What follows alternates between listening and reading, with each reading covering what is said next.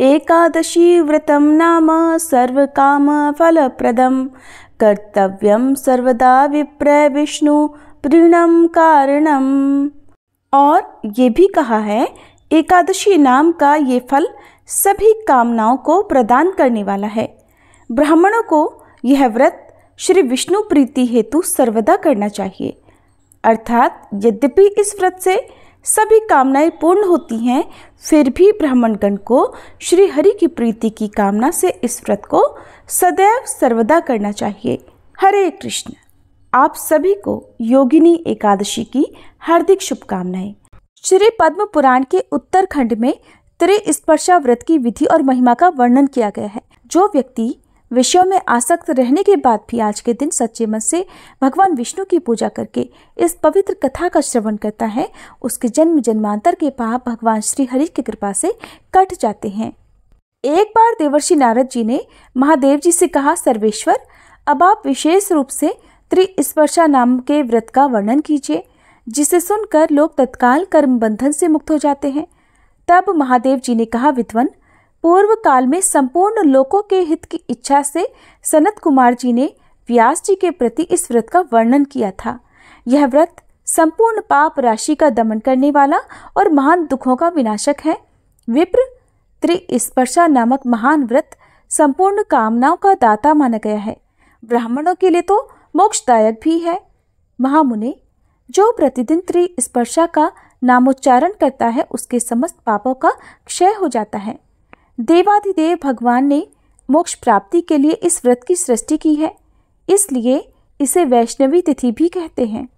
इंद्रियों का निग्रह न होने से मन में स्थिरता नहीं आती और मन की यह अस्थिरता ही मोक्ष में बाधक होती है। हे ब्राह्मण, जो ध्यान धारणा से वर्जित, विषय पारायण और काम भोग में आसक्त हैं, उनके लिए एकमात्र त्रिस्पर्शा ही मोक्षदायिनी है। हे मुनिवर, पूर्व काल में जब चक्रधारी श्री विष्णु के द्वारा क्षीर सागर का मंथन हो रहा था, उस समय चरणों में पड़े हुए देवताओं के मध्य में ब्रह्मा जी से मैंने ही इस व्रत का वर्णन किया था। जो लोग विषयों में आसक्त रहकर भी त्रिस्पर्शा का व्रत करेंगे, उनके लिए भी मैंने मोक्ष का अधिकार दे रखा है। नारद, तुम इस व्रत का अनुष्ठान करो, क्योंकि त्रिस्पर्शा मोक्ष देने वाली है। महामुने, बड़े बड़े मुनियों के समुदाय ने इस व्रत का पालन किया है। यदि कार्तिक शुक्ल पक्ष में सोमवार या बुधवार से युक्त त्रिस्पर्शा एकादशी हो, तो वह करोड़ों पापों का नाश करने वाली है। विप्रवर, और पापों की तो बात ही क्या है, त्रिस्पर्शा के व्रत से ब्रह्म हत्या आदि महापाप तक नष्ट हो जाते हैं। प्रयाग में मृत्यु होने से और द्वारका में श्री कृष्ण के निकट गोमती में स्नान करने से शाश्वत मोक्ष प्राप्त होता है, परंतु त्रिस्पर्शा का उपवास करने से घर पर भी मुक्ति हो जाती है। इसलिए हे विप्रवर, तुम मोक्षदायिनी त्रिस्पर्शा के व्रत का अवश्य अनुष्ठान करो। विप्र, पूर्व समय में भगवान माधव ने प्राची सरस्वती के तट पर गंगा जी के प्रति कृपा पूर्वक त्रिस्पर्शा एकादशी व्रत का वर्णन किया था। तब गंगा ने पूछा, हे ऋषिकेश, ब्रह्म हत्या आदि करोड़ों पाप राशियों से युक्त मनुष्य मेरे जल में स्नान करते हैं। उनके पापों और दोषों से मेरा शरीर कलुषित हो गया है। हे देव, हे गरुड़ध्वज, मेरा वह पातक कैसे दूर होगा? तब प्राची माधव बोले, हे शुभे, तुम त्रिस्पर्शा का व्रत करो। यह 100 करोड़ तीर्थों से भी अधिक महत्वशालिनी है। करोड़ों यज्ञ, व्रत, दान, जप, होम और सांख्य योग से भी इसकी शक्ति बढ़ी हुई है। ये धर्म, अर्थ, काम और मोक्ष, इन चारों पुरुषार्थों को देने वाली है। नदियों में श्रेष्ठ गंगा त्रिस्पर्शा व्रत जिस जिस महीने में भी आए, तथा यह शुक्ल पक्ष में हो या कृष्ण पक्ष में, उसका अनुष्ठान करना ही चाहिए। उसे करके तुम पापों से मुक्त हो जाओगी।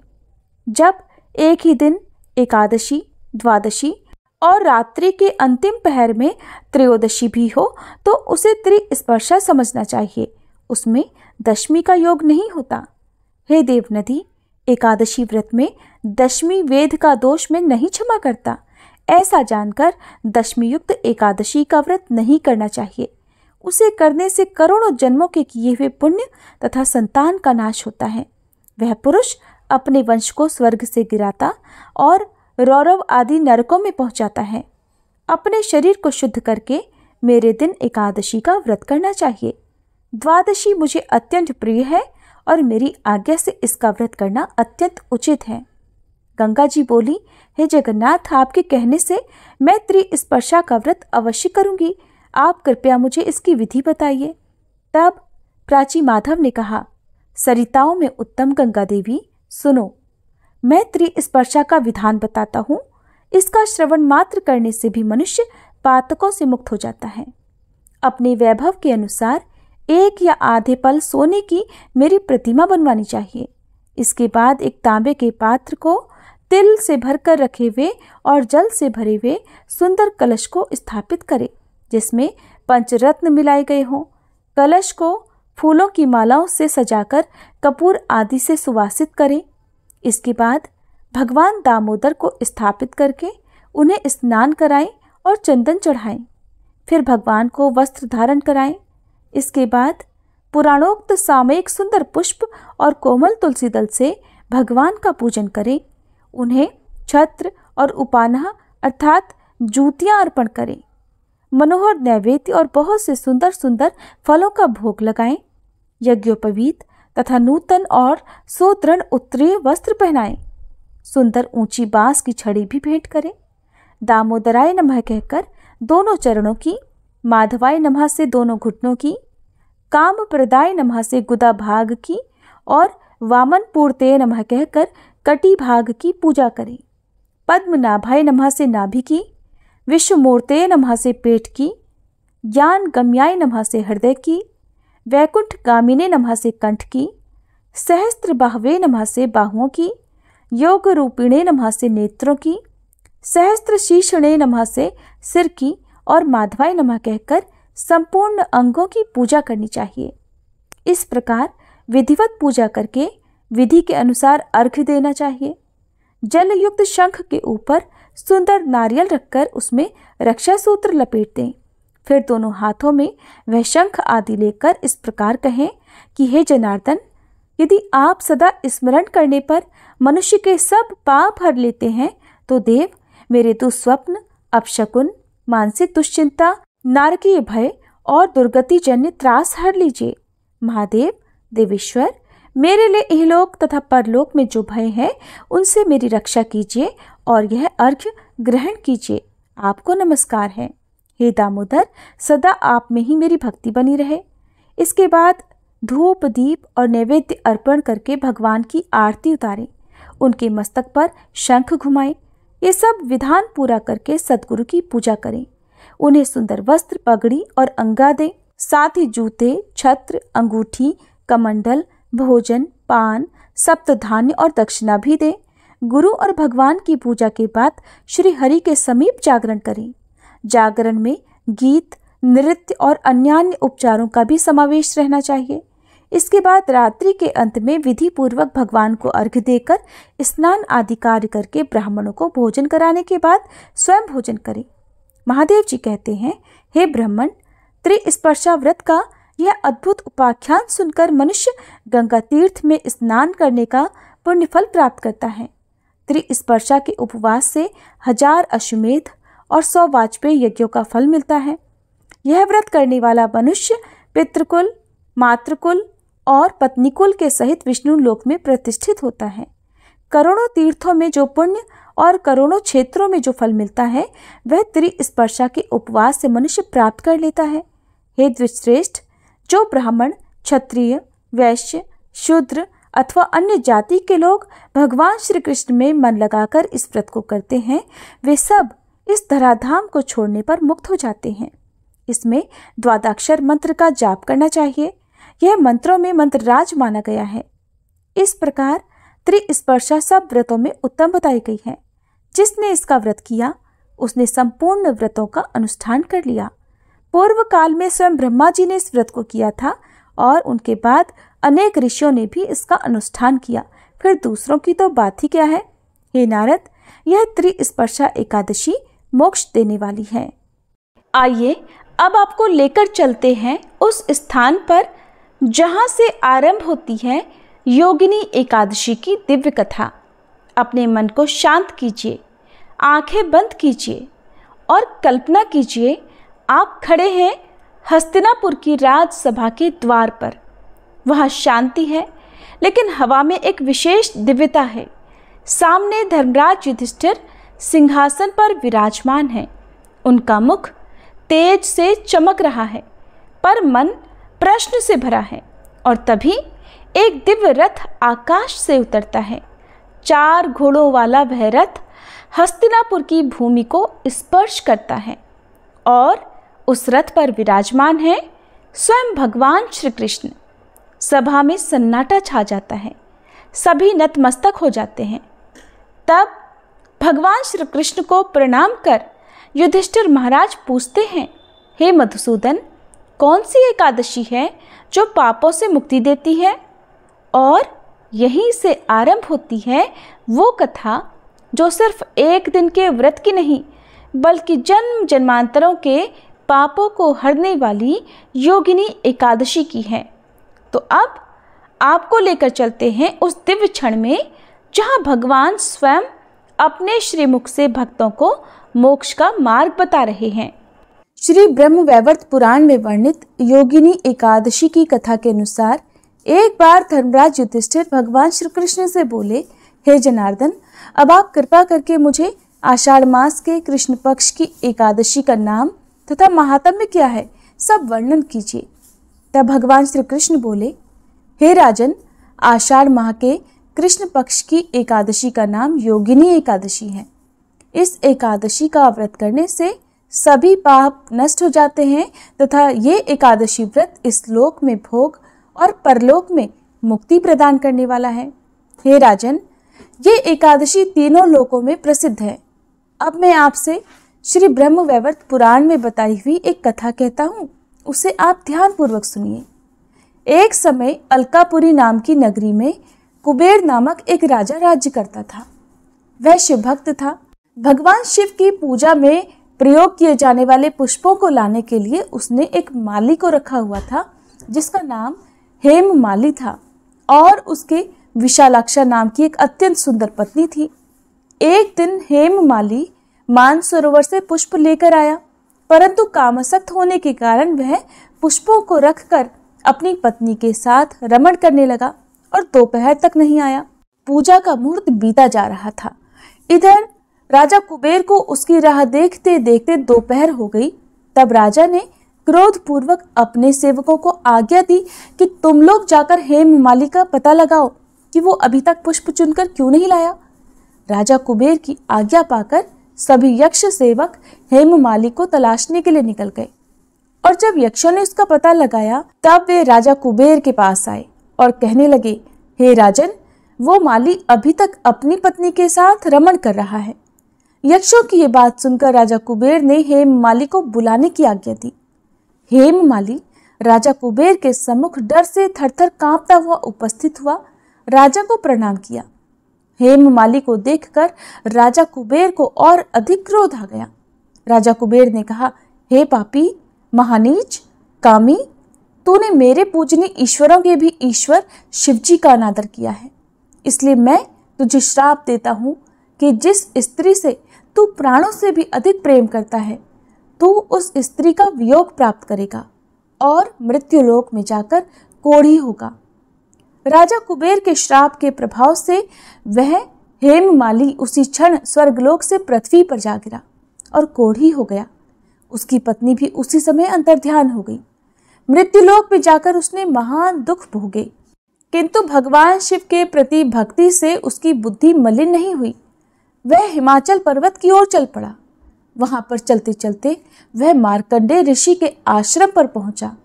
वह ऋषि अत्यंत वृद्ध और तपशाली थे। उनको देखकर हेम माली वहां गया और प्रणाम करके उनके चरणों में गिर पड़ा।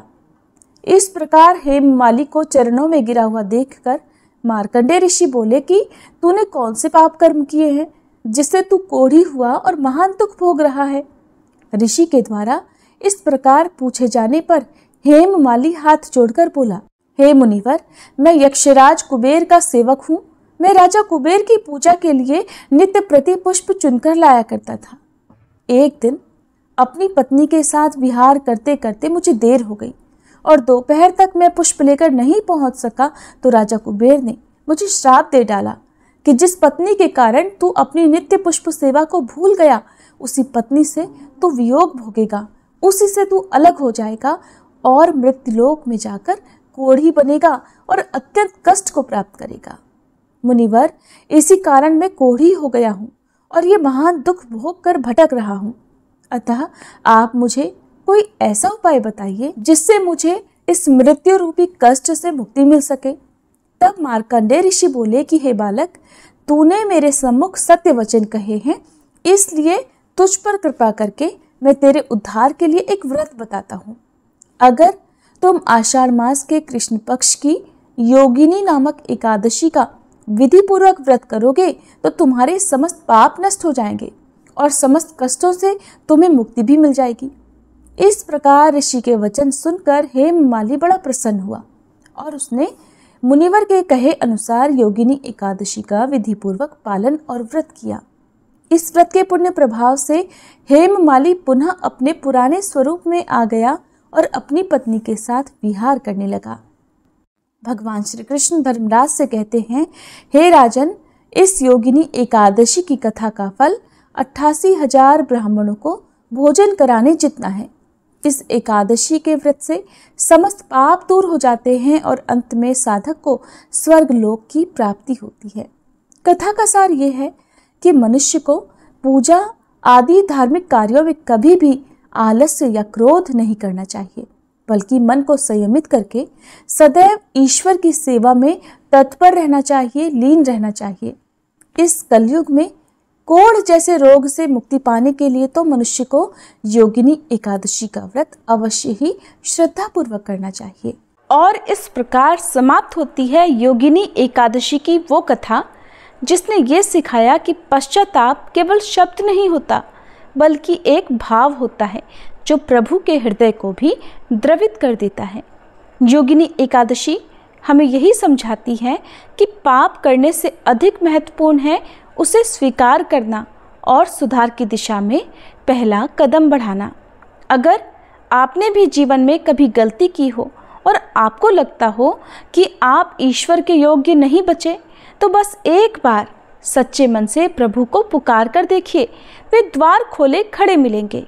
आइए इस पावन तिथि पर हम सब भी ये संकल्प लें कि हम अपने जीवन को शुद्ध, सरल और प्रभु के चरणों के योग्य बनाएंगे। कथा का श्रवण करने से जो पुण्य प्राप्त हुआ है वो हम सब के जीवन को शुभता से भर दे और अपने जीवन में भगवान श्री हरि की कृपा को प्राप्त करने के लिए आइए अब सुनते हैं 11 माता की कथा, जिनके बिना एकादशी व्रत की कथा या व्रत अधूरा रहता है। श्रोताओं, एक बार एक बूढ़ी माँ ने एकादशी का उपवास रखा। बड़े ही भक्ति भाव से वह एकादशी की पूजा किया करती थी। वे बूढ़ी हो चुकी थी। उन्हें वृद्धावस्था में कोई भी ऐसी वस्तु नहीं चाहिए थी जो वे एकादशी का उपवास रखती, क्योंकि एकादशी का उपवास रखने से तो श्री हरि की कृपा से सब कुछ मिल जाता है। वो बूढ़ी माँ तो अपने बच्चों के लिए, अपने परिवार की सुख सुविधा के लिए इतना कठिन व्रत रखती थी। वे दिन भर तो बड़ा कठिन मन करके और अपनी प्यास को किसी तरह से रोके रही, क्योंकि एकादशी के व्रत में वो जल की एक बूंद भी ग्रहण नहीं करती थी। द्वादशी को ही जल पीकर वो अपने व्रत का पारणा किया करती थी। दिन भर उन्होंने किसी प्रकार अपने मन को संयमित रखा, पूजा पाठ की, व्रत की कथा पढ़ी सुनी और फिर पंडित जी को मिट्टी के एक पात्र में भरकर पानी और मौसमी फल दान में दिए। दोना भरकर शक्कर भी वितरित की। उन्हें गर्मी के कारण बड़ी बेचैनी हो रही थी। एक तो निराहार और निर्जल रहकर उपवास रखा था और ऊपर से प्यास भी अधिक सता रही थी। इस कारण उन्होंने सोचा कि चलो पानी में बैठूं, शायद थोड़ी शांति मिले। ये सोचकर वह पानी में बैठी रही। पानी से बार बार कुल्ला करती और मुंह हाथ धोती रही। तब कहीं जाकर उन्हें थोड़ा बहुत चैन मिला। एक तो धूप तेज की पड़ रही थी, इस कारण बार बार बूढ़ी माँ का मुंह सूखा जा रहा था। बूढ़ी माँ बड़ी बेचैन हो रही थी। एक तो बुढ़ापा, दूसरा यह भयंकर गर्मी बुढ़ापे की तो स्थिति ही कुछ ऐसी होती है, बड़ी मुश्किल से धीरज बंध पाता है। अब किसी प्रकार रो धोकर दिन कट पाया। अब बूढ़ी माँ के सामने पहाड़ सी लंबी रात थी, जिसका कट पाना बड़ा ही मुश्किल दिखाई दे रहा था। चारपाई पर पड़ी हुई बूढ़ी माँ को किसी प्रकार भी शांति नहीं मिल रही थी। बार बार प्यास के मारे गला सूख रहा था और वे इस प्रकार बेचैन होकर करवटें बदलती जा रही थी। कई बार उठकर वे घर के बाहर जाती, फिर अंदर आ जाती। ना उन्हें घर के अंदर शांति मिल रही थी, ना बाहर। वे पड़ी पड़ी एकादशी माता को याद करती रहीं और मन में ध्याती रहीं कि हे माता, आप मेरी लाज रखिएगा, आप ही मुझे शक्ति दीजिएगा ताकि मैं भली भांति आपका व्रत कर सकूं और ये पहाड़ सी रात सुकून से बीत जाए। प्यास के कारण बूढ़ी माँ की बेचैनी तो बढ़ ही रही थी। उन्होंने धैर्य रखने का बहुत प्रयास किया, लेकिन आखिरकार उनकी सहनशीलता की सीमा टूट गई और वे घबराकर प्यास के मारे एकदम चिल्ला पड़ी, बचाओ बचाओ। बूढ़ी माँ का चिल्लाना सुनकर उनके परिवार के सभी सदस्य उनके आसपास इकट्ठा हो गए और बूढ़ी माँ की चारपाई के पास पहुंच गए। सब बोले, अम्मा जी, क्या हुआ, आपको क्यों चिल्ला रही हो? और जब आपसे व्रत नहीं रखा जाता तो इस बुढ़ापे में इतना कठिन व्रत क्यों कर रही हो? अम्मा जी, अगर शरीर में ताकत है तभी तो भक्ति हो पाएगी। आप पानी पी लीजिए। बूढ़ी माँ अपने परिवारजनों से बोली, मेरे तो प्यास के मारे प्राण ही निकले जा रहे हैं, जरा जल्दी से मेरी छाती पर ठंडे पानी का घड़ा तो रख दो। नातियों ने दौड़कर दादी की छाती पर ठंडे पानी का बर्तन रख दिया। तब कहीं जाकर उन्हें थोड़ा बहुत सुकून मिला और जब सुकून मिला तो थोड़ी देर के लिए उन्होंने अपनी आंखें बंद कर ली। इधर एकादशी माता सोचने लगी, ये है तो बूढ़ी माँ, लेकिन बड़े नियम से मेरा व्रत रखती हैं, चलकर इनकी परीक्षा लेनी चाहिए। ऐसा विचार कर एकादशी माता आधी रात को मुर्गा बनकर कुकड़ू कू करने लगी। मुर्गे की टेर सुनकर बूढ़ी माँ जल्दी से उठी और बाहर जाकर आसमान की ओर निहारा, लेकिन आसमान में तो कहीं भी उन्हें सुबह का तारा दिखाई ही नहीं दिया। अब वे सोचने लगी कि फिर ये मुर्गा भला क्यों और कैसे बोल गया। एक तो उन्हें प्यास लग रही थी, अब थोड़ा बहुत उनका मन भी बेचैन होने लगा। आखिरकार उन्होंने ये दृढ़ निश्चय किया कि अब तो मैं इस व्रत को पूरा करके ही छोड़ूंगी, फिर चाहे व्रत पूरा होने तक मेरे प्राण ही क्यों ना निकल जाएं। मन में ऐसा पक्का निश्चय कर वह वापस चारपाई पर आकर लेट गई। थोड़ी ही देर के बाद एकादशी माता ने उनकी फिर से परीक्षा लेनी चाहिए, तो वह एक छोटी सी कन्या का रूप धरकर गिलास में मीठा पानी लेकर उनके सिरहाने खड़ी हो गई और जोर से बोली, दादी जी, सवेरा हो गया है, आप हाथ मुंह धोकर शरबत पी लीजिए। पहले तो शरबत का भरा हुआ गिलास देखकर बूढ़ी माँ का मन ललचाने लगा, प्यास के मारे गला जो सूख रहा था। किंतु अचानक उन्हें याद आया कि उनका तो एकादशी का उपवास है। फिर उन्होंने सोचा कि अभी तो मैं किसी भी तरह से ये शरबत नहीं पी सकती, और फिर वे चुपचाप वापस अपनी चारपाई पर लेट गईं। जैसे ही उनकी आंख लगी तभी उन्हें एहसास हुआ कि मानो किसी ने उन्हें पानी से भरे हुए कुएं में पटक दिया हो। वे बहुत देर तक उस कुएं में हाथ पांव चलाती रही, लेकिन इस बीच उन्होंने अपने मुंह में पानी की एक बूंद भी नहीं जाने दी, क्योंकि उनका एकादशी का उपवास जो था, और वे पक्के निश्चय के साथ अपना व्रत पालन करती रही। थोड़ी ही देर में उन्हें ऐसा लगा मानो सामने आग जल रही हो। आग के कारण बड़ी भारी गर्मी लगने लगी। प्यास के मारे उनके प्राण निकलने लगे, लेकिन इतना सब होने के बाद भी बूढ़ी माँ ने पानी की एक बूंद भी नहीं पी। वे तो बस चारपाई पर बैठी बैठी एकादशी माता का ध्यान करती रही। अब सवेरा होने में बस कुछ ही समय है, ये जानकर वे बड़ी तसल्ली के साथ इधर उधर घूमने लगी। एकादशी माता अब तक ये बात अच्छी तरह से समझ गई कि इन बूढ़ी माँ को किसी भी प्रकार से अपने व्रत से नहीं टाला जा सकता। वे उनके सत्य व्रत को भली भांति समझ गई थी। अब सवेरा हो गया तो बूढ़ी माँ ने स्नान किया, भगवान श्री हरि का पूजन किया, फिर एकादशी माता की कथा सुनी, ब्राह्मणों को दक्षिणा देकर भोजन कराया, तब कहीं जाकर उन्होंने जल ग्रहण किया।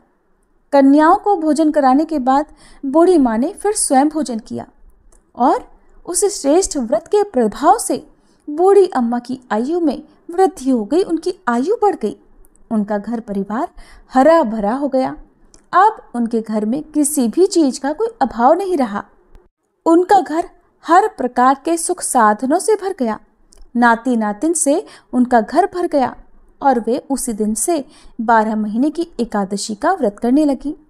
एकादशी माता के व्रत के पुण्य प्रताप से इस संसार में हर प्रकार के सुख भोग कर वह बूढ़ी माँ अंत में भगवान श्री हरि के धाम को चली गई। जैसे एकादशी माता ने उन बूढ़ी माँ को और उनके परिवार को हरा भरा किया, वैसे ही हे एकादशी माता, हम सभी की मनोकामनाएं पूर्ण कीजिएगा। प्रेम से बोलिए श्री लक्ष्मी नारायण भगवान की जय। हर पुण्य अवसर में, हर एकादशी व्रत में और विशेष रूप से योगिनी एकादशी में एक नाम अनिवार्य रूप से लिया जाता है, वो है तुलसी माता का। बिना तुलसी माता की उपस्थिति के कोई भी पूजा, कोई भी व्रत पूर्ण जो नहीं होता। तुलसी केवल एक पौधा नहीं, भक्ति का प्रतीक है। वह भगवान विष्णु को अति प्रिय हैं और उनकी एक पत्ती भी कई जन्मों के पापों को हरने में समर्थ मानी गई है। योगिनी एकादशी के व्रत में जब हम रोगों से, पापों से मुक्ति पाने की कामना करते हैं तो तुलसी माता की कथा और महिमा को भी समझना अनिवार्य हो जाता है, क्योंकि उन्हीं की कृपा से तो ये व्रत फलदायी होता है। तो आइए अब सभी सुनते हैं तुलसी माता की दिव्य महिमा की कथा। कथा के अनुसार एक बार एक बूढ़ी माई थी जो नियमित 11 माता का यानी एकादशी का उपवास रखा करती थी और तुलसी के पौधे की सेवा किया करती थी। तुलसी के पौधे को सींचा करती थी। वे सुबह को बिना तुलसी के पौधे की पूजा किए अन्न या जल तक ग्रहण नहीं करती थी। जब भी वह बूढ़ी माई तुलसी के पौधे को सींचती तो तुलसी माता से कहती, हे तुलसी माता, सत की दाता, मैं तेरा बिरवा सींचती हूँ, मुझे बहू दे, पीले रंग की धोती दे, मीठा ग्रास दे, वैकुंठ में वास दे, अच्छी मौत दे, चंदन का काठ दे, अच्छा राज दे, खाने को दाल भात दे और 11 के दिन कृष्ण का कांधा दे। बूढ़ी माई की ये बात सुनकर तुलसी माता सूखने लगी।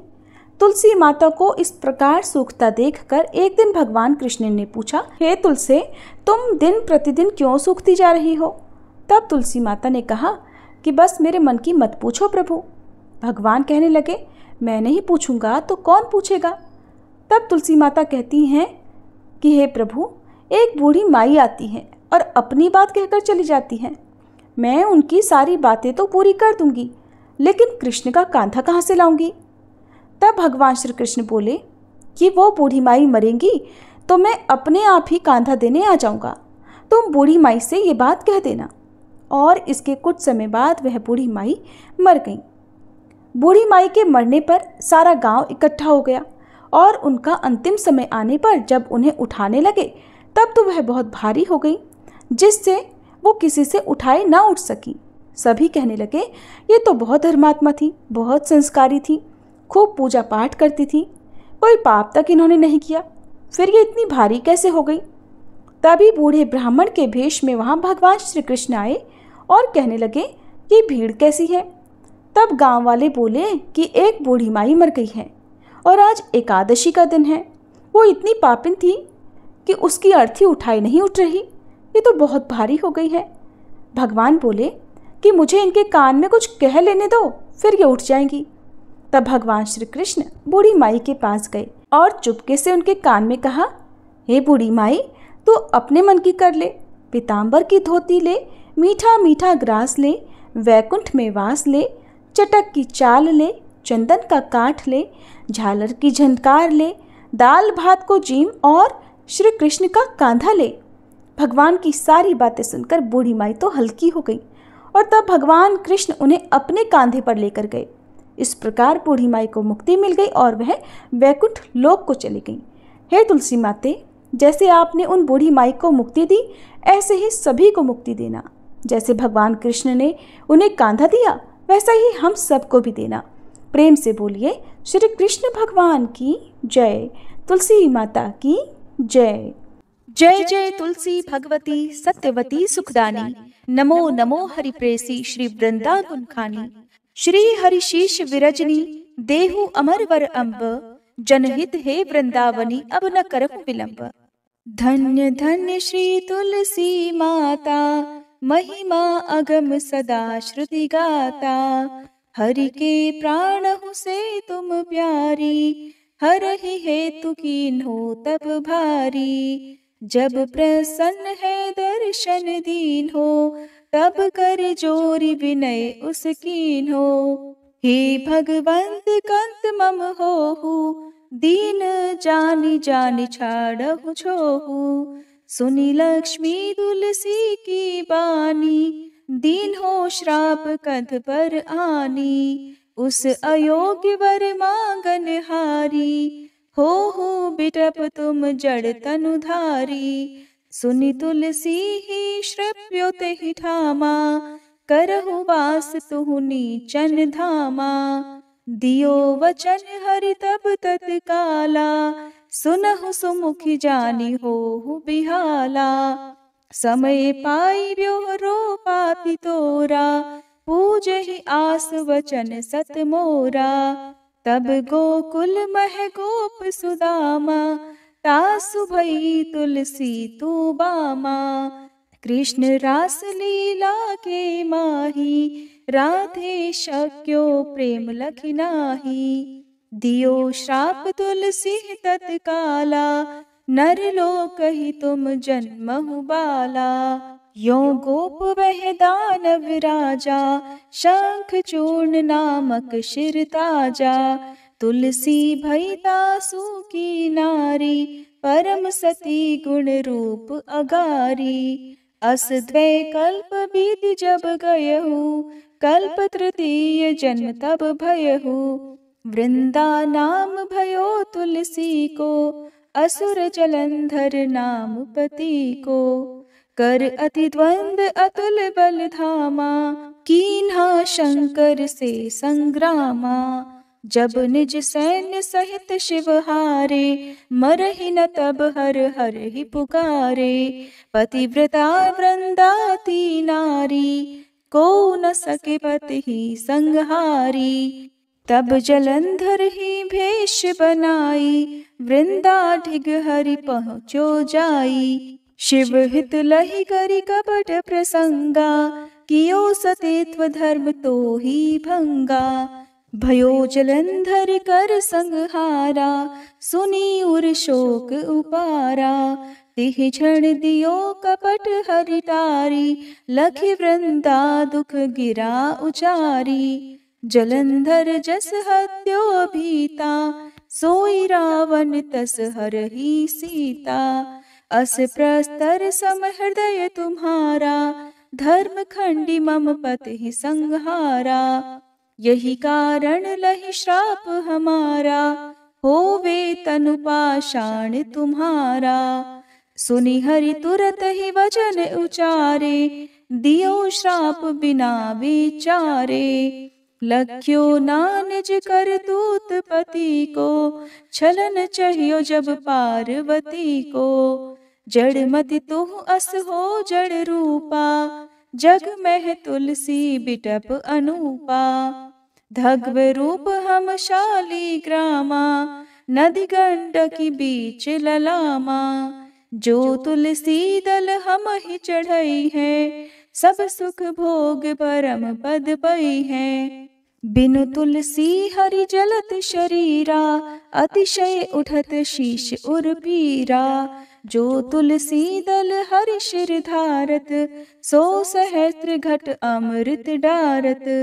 तुलसी हरि मन रंजनिहारी, रोग दोष दुख भंजनिहारी। प्रेम सहित हरि भजन निरंतर, तुलसी राधा में नाही अंतर। व्यंजन हो 56 प्रकारा, बिन तुलसी दल ना हरहि प्यारा। सकल तीर्थ तुलसी तरु छाही, लहत मुक्ति जन संशय नाही। कवि सुंदर इक हरि गुण गावत, तुलसी निकट सहस गुण पावत। बसत निकट दुर्वासा धामा, जो प्रयास ते पूर्व ललामा। पाठ करहि जो नित नर नारी, हो ही सुख भाषहि त्रिपुरारी। तुलसी चालीसा पढ़ी तुलसी तरु गृहधारी। दीप दान करी पुत्र फल पावही बंध्यु नारी। सकल दुख दरिद्र हरिहार हुए परम प्रसन्न। आशीय धन जन लड़ही कर बसहि पूर्णा अत्र। लाही अभिमत फल जगत मह लाही पूर्ण सब काम। जेहि दल अर्पहि तुलसी तह सहस बसहि हरि राम। तुलसी महिमा नाम लख तुलसी सूत सुख राम। मानस 40 रच्यो जग मह तुलसीदास। प्रेम से बोलिए तुलसी महारानी की जय। तुलसी महारानी नमो नमो। हर की पटरानी नमो नमो। तुलसी महारानी नमो नमो। धन तुलसी पूरण तप कीनो। शालिग्राम बनी पटरानी नमो नमो। तुलसी महारानी नमो नमो। हर की पटरानी नमो नमो। जाके पत्र मंजरी कोमल। श्रीपति कमल चरण लपटानी नमो नमो। तुलसी महारानी नमो नमो। हरि की पटरानी नमो नमो। कौन महीने बोई रानी तुलसा। कौन महीने हुई हरियाली नमो नमो। तुलसी महारानी नमो नमो। हर की पटरानी नमो नमो। कौन महीने हुई तेरी पूजा। कौन महीने हुई पटरानी नमो नमो। तुलसी महारानी नमो नमो। आषाढ़ मास में बोई रानी तुलसा। सावन महीने हुई हरियाली नमो नमो। तुलसी महारानी नमो नमो। हरि की पटरानी नमो नमो। कार्तिक मास में हुई तेरी पूजा। मंगसिर मास हुई पटरानी नमो नमो। तुलसी महारानी नमो नमो। हर की पटरानी नमो नमो। धूप दीप नैवेद्य आरती। पुष्पन की वर्षा बरसानी नमो नमो। तुलसी महारानी नमो नमो। हर की पटरानी नमो नमो। 56 भोग 36 व्यंजन। बिन तुलसी हरि एक न मानी नमो नमो। तुलसी महारानी नमो नमो। हरि की पटरानी नमो नमो। जो तुलसी को सवेरे गाए। श्री कृष्ण के दर्शन पाए नमो नमो। तुलसी महारानी नमो नमो। हर की पटरानी नमो नमो। जो तुलसी को दोपहर गाए। खीर खांड का भोग लगाए नमो नमो। तुलसी महारानी नमो नमो। हर की पटरानी नमो नमो। जो तुलसी को सांझ को गाए। श्री कृष्ण की आरती उतारे नमो नमो। तुलसी महारानी नमो नमो। हर की पटरानी नमो नमो। जो तुलसी को रात को गाए। श्री कृष्ण के चरण दबाए नमो नमो। तुलसी महारानी नमो नमो। हर की पटरानी नमो नमो। सब सखी मैया तेरो यश गावे। भक्ति दान दीजय महारानी नमो नमो। तुलसी महारानी नमो नमो। हर की पटरानी नमो नमो। तुलसी महारानी नमो नमो। हर की पटरानी नमो नमो।